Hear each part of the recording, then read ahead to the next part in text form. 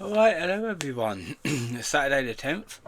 Um, going to do another quickie reading that I bookmarked about almost a month ago. I don't believe I did this one. Yeah, I looked through my list and I don't think I did this one before. Like I said, these are not returning. I just come across it and I just fancy doing it. So Tiffany Gowen, we got a quote. She was really good to me. She reminded me of a Peanuts character, Peppermint Patty.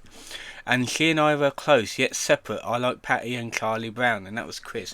Now this is like obviously Tiffany Gowen was Chris's old gal pal from like when he was like still in high school. Tiffany Nicole Gowen was Chris's Peppermint Patty type gal pal from high school, as well as a bit of a tomboy, despite the fact that they haven't spoken over 20 years. Chris remains obsessed with re-establishing contact with her. That's a bit creepy. That's the thing, is like all my school friends are like doing like doing other things. I don't really have contact.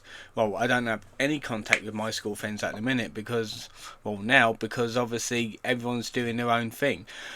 At the minute, yes, like in the horse show scene, one of my friends from school is in the horse show scene, so I do tend to see him at horse shows, but that's about it. Like, I don't really have contact with anyone else. That's the thing, is like everyone moved on from each other.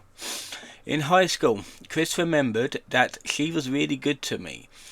Um, in high school, and has described their relationship as close yet separate, like Peppermint Patty and Charlie Brown.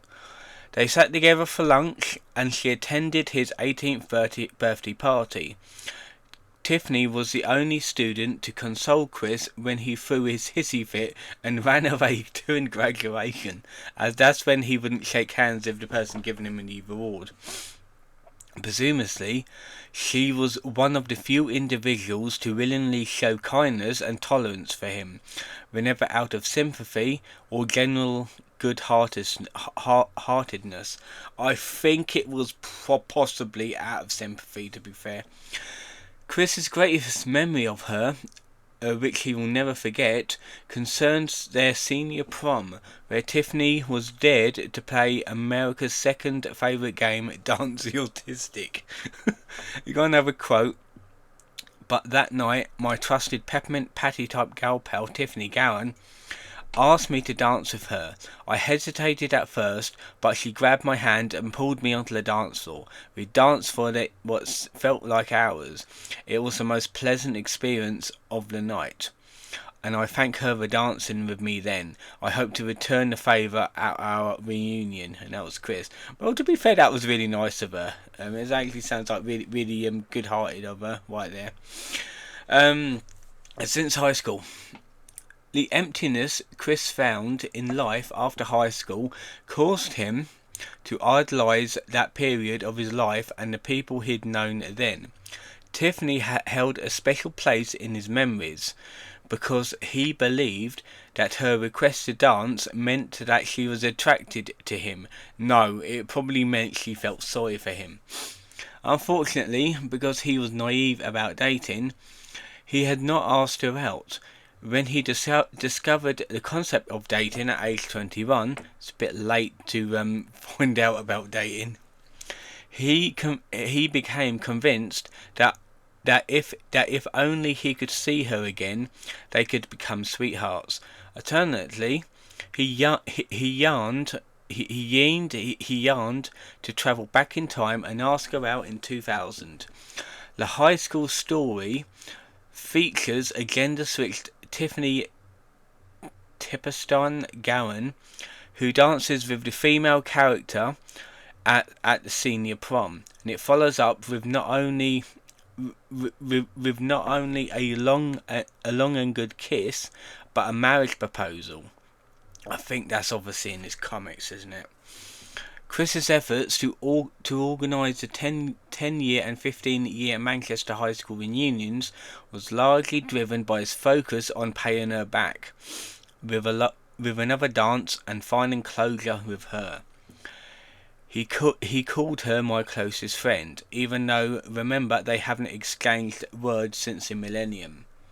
Chris's habits habitually refers to Tiffany admiringly as a tomboy, leading many to suspect that his focus on her somehow related to his gender issues. In 2011, over a decade since he last saw Tiff, it's probably his pet name for her, Chris made a special dedication to her in Little Big Planet, in the hopes that she would see it and contact him. I bet you she didn't see it. For most of 2013, he intensified his efforts to track her down. It's a bit creepy. In August, he posted on the CWCki forums to ask if any trolls knew how to get in touch with her. In October, Chris stated on Facebook that he has been attempting to contact Tiffany, but has been unable to do so. Tiffany Gowen, where are you? I feel so lost right now, so laminated. A leaked email suggested she was disturbed by his activities post-graduation and purposely made it difficult for Chris to track her down. Yeah, to be fair, he always has a tendency to be a creep around women and basically stalking women, a bit like the Ivy saga, which Ivy was a made up, was a troll, and he was really creepy doing that saga. Like, seriously. However, this email was presumed was probably among the gal pal fabricated by trolls.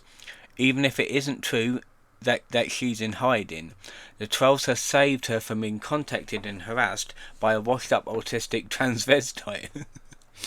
For better or worse, in October 2013, Darren, don't know what it is, impersonated Chris's former high school gal pals and persuaded him that none of them has been real friends, that they have pretended to like him out of pity and or / because Bob, via the principal, asked them to.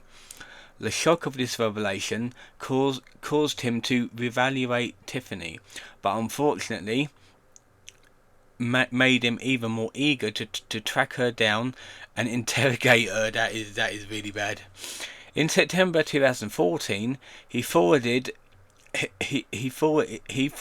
one last email to Vitan, posing as Tiffany, saying, "I still want to be friends with you again." Vitan, I need to log into that page. Posing as Tiffany recommended that he kindly fuck off, only puzzled him, and still wanted to clear the air. Only when his sweetheart Catherine became upset, he dropped his pursuit of Tiffany. He finally admitted that their story dance at the prom had probably been set up has been a set-up arrangement like the rest of their sham friendship. Let me go into that one so I can figure out what it means. 10 years later, it's probably in 2023, on a live stream, Medallion Molding Q&A, Chris named Tiffany as one of the 3 most influential people with his parents. So in other words, she was his most trusted friend, that he thinks. So yeah, we got some pictures that we've probably seen before, like really old pictures right there. You got some references, High School Saga, yeah, Love Crest, yeah, and this was last updated on the 14th of May 2024, so last year, and obviously we're not going to get any more information about this. So that's Tiffany Gowen right there. Looks like an overall nice person, and I really hope she's doing well. So that'll be it for this video. I will see what on here. Teven. Yeah, I don't know anything about this, and I probably won't bother talking about this person. So yeah, that was the quickie reading of Tiffany Gowen. I hope you've enjoyed it. Like I said, these are not going to be ongoing things. I just found out I probably didn't do this before, so I'm going to do it and add it to the list of quickie readings and then probably forget about it. Next week might be another Daniel Larson wiki reading, as well as some updates, if any. So yeah, I hope you've enjoyed this little video. It's getting late, it's just gone 11:30. I just come back from watching a play. I'll talk about it in the weekly recap tomorrow. So hopefully you've enjoyed this video, and I'll see you guys next time.